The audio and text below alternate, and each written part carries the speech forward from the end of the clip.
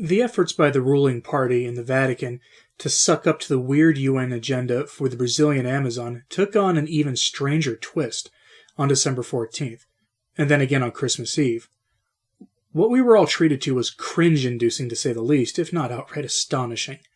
The event in question was a charity Christmas concert held in the extremely creepy-looking Paul VI Audience Hall in Advent, complete with a pre-recorded address by Francis.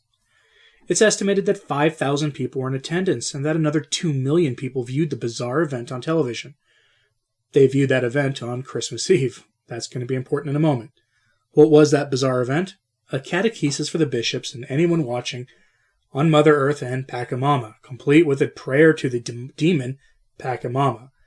This has made waves, and probably you heard about this by now. So what I'll do is go over the event and then point out how the Vatican is doing this, and what they're doing is, frankly, demonic folly. As there are some people who refuse to admit that what we're seeing is invocation of the demonic. And even weirder is that the Vatican chose to broadcast this bizarre event concert around the world on, again, Christmas Eve. So let's get into this bizarre story and the trend that it represents. The story goes like this. On December 14th, a charity concert was held to support the Pan-Amazon region. According to a Vatican news article from shortly before the event, quote, "The proceeds from the concert, which will help in the protection of the Pan-Amazon region and its indigenous people through the charity project, Let's Network for the Amazon. The Pope explained that Christmas is a time of expectation, when we ask ourselves about our heart's desire. Through this inner thirst, he said, God himself comes to meet us on the road where there is hunger and thirst for peace, justice, freedom, and love. You too, with your songs, your help awaken or reawaken this healthy human yearning in the hearts of many people," the Pope told the concert artists.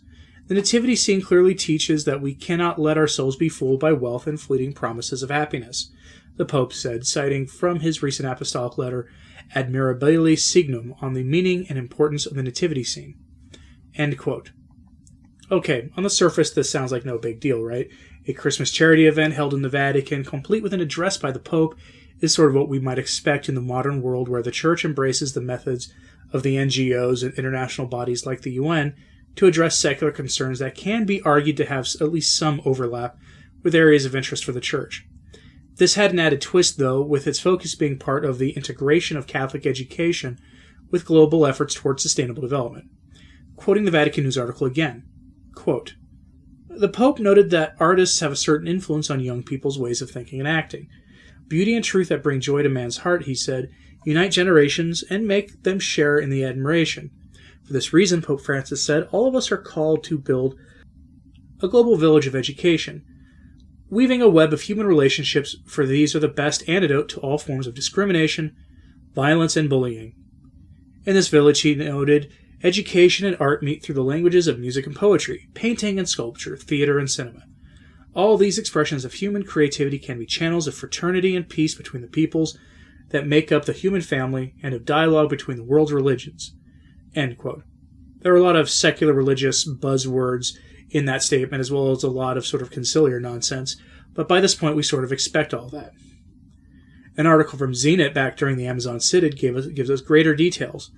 Quoting that piece, quote, "The aim of Scholas Occurrentes is to raise awareness among students in 450,000 schools around the world, belonging to the social platform Scholas.social, so as to promote reforestation activities in schools and to contribute, following the example of the original populations of the Amazon, to the reconstruction of harmonious relations with nature and between men, through student exchanges and sharing activities among schools." End quote. During the Synod, the news of this concert broke when most of the traditional Catholic media and commentators were busy being focused on the demon Pachamama to care too much about other things going on at the Synod, including the rather overt attempt to coordinate the promotion of the Sustainable Development Goals of the UN with Catholic institutions, most especially with Catholic education institutions, in order to put the goals of the UN squarely in the minds of the young. Do you remember when Francis said that as Catholics we must obey international organizations like the UN? That was priming the minds of the young at Catholic schools across the world for this coordination, as well as meant to open all of us up to the authority of the United Nations.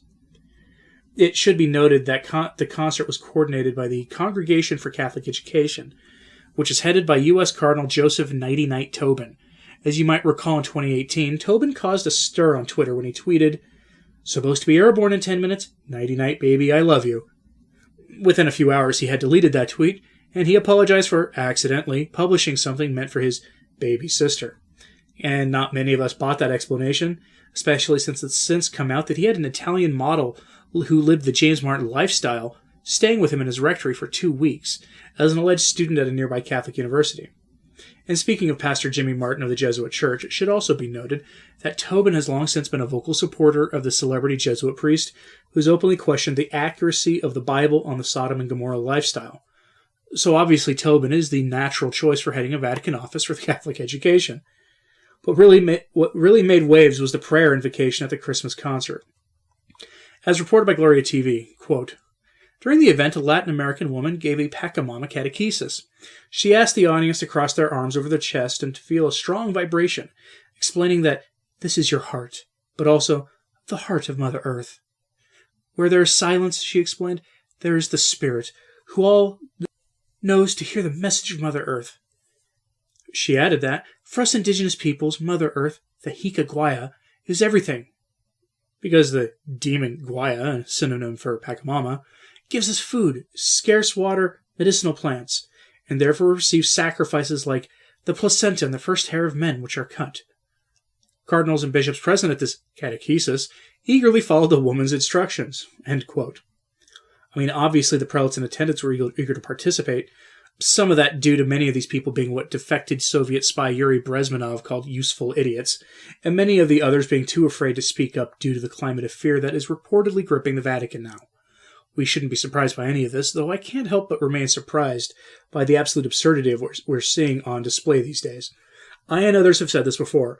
We always thought the apostasy would be less tacky, but maybe we were all wrong in that. But this is all part of a larger trend. There have been reports of references to Mother Earth and Pachamama in various Catholic outlets and regular members of the laity desperately trying to reach out to the Catholic media to report on this. We've seen the reports of parishes in Italy and, yes, the US and Europe, with an idol being erected in the name of the UN Sustainable Development Goals. We've seen the promulgation of eco-sins, even in the US, mostly in Michigan, which surprises some because the American bishops are viewed by insiders at the Vatican as not exactly being fully on board the program being pushed at the Vatican these days, which earned the US bishops a talking to from the papal nuncio about the need to conform fully and avoid schismatic tendencies. But the real focus should be evident to everyone by now, the integration of the Catholic Church into the UN Sustainable Development Program, Agenda 2030, which began in earnest in 2015 with the publishing of Laudato Si, which was rumored to have had sections written anonymously by population control activists like Jeff Sachs and others. That document spoke about the need to coordinate with the UN and to embrace technocratic solutions to perceived climate problems, and spoke in much more specific ways about socio-political ills than any piece of Catholic social teaching prior to it. So this is nothing new, other than that after the Amazon Synod, the call for integration into the UN program became much more overt and obvious to everyone. Now, one thing that many are grabbing onto is the crossed arm imagery. It is a known method for praying used by members of the lodge, which isn't that surprising, though again, I don't think we should take that to mean that all the bishops and cardinals in the room were card-carrying members of P2 or some other lodge. The method of prayer has been used by some Christian sects as well as other Middle Eastern religions. If anything, most of these guys eagerly adopted that posture to get in on the ecumenical action, something that should concern everyone involved by itself, but of course doesn't. But related to the crossed-armed action is this, the picture of Francis's pectoral cross, shown here for those watching on YouTube or BitChute. It shows the Good Shepherd walking with a sheep on his shoulders. It is kind of creepy looking, to be honest with you. I've seen one in person, worn by the bishop for one of the dioceses I go to Mass in. Some commentators are saying that this is a thinly veiled symbol for the ruling party in Rome's true allegiances, a sort of out-in-the-open symbol for the lodge. I don't really buy it, simply because that it is a tad too brazen for the real lodge, even for these people. Not those LARPing dads down the road from your house in their silly windowless lodges, but the guys who run those places, who have long since been the enemies of the church. But maybe I'm wrong. Maybe this event was just a big lodge ceremony for the enthronement of global rule by the UN and its patron, Asmodeus, also known as Pachamama. That could be the case, though the permanent instruction of the Alta Vendita did explicitly call for subtlety to be exercised by those pushing the revolution. So finally, in closing, I want to say this. Some have expressed doubts that Pachamama is a demon. I go into this in greater detail in my video, The Truth About Pachamama, which details how pagans have long since looked up to Pachamama and promoted the worship of that demon. And I say demon because, well, two reasons.